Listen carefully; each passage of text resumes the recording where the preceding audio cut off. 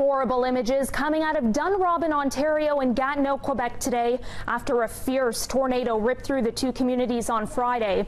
Now, these are just some of the images that were posted on social media showing the property damage is vast. Homes reduced to rubble.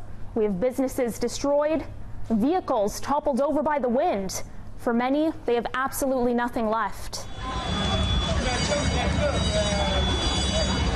Scenes of complete devastation left in the wake of a tornado and violent storm that uprooted trees and sent power lines crashing down in the Ottawa-Gatineau region.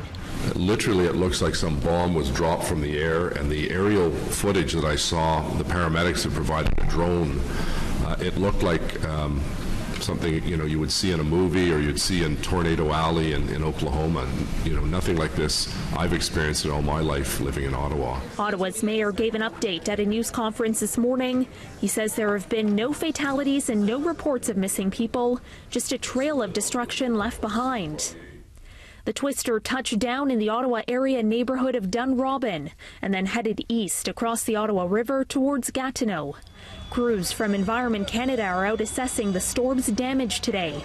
Early estimates suggest winds topped more than 200 kilometers per hour in some of the hardest hit areas.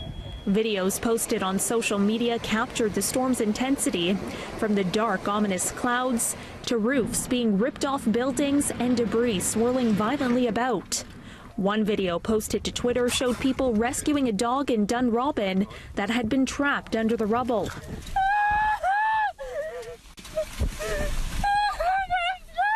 In another, a woman trapped in her car screams in terror as the tornado roars by in Gatineau, shattering her windows. We've been in there, saw the area.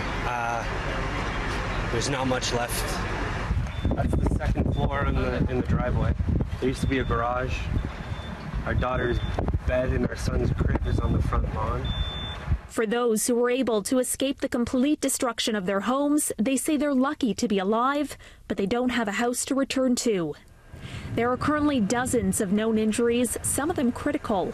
Mayor Watson says at this point his city does not require the support of other levels of government, but again he says it looks like a war zone.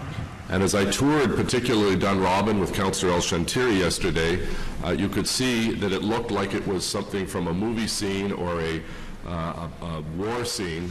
Literally dozens and dozens, my understanding is 60 buildings destroyed or partially destroyed in the Dunrobin area.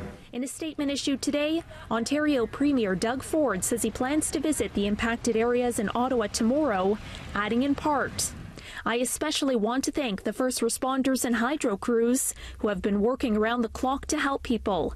I've told my officials that the provincial government will provide whatever resources are required to support Ottawa as they work to recover." Tens of thousands of hydro customers woke up to no power this morning, with Ottawa Hydro and the mayor saying it will be a multi-day outage in some parts of the city.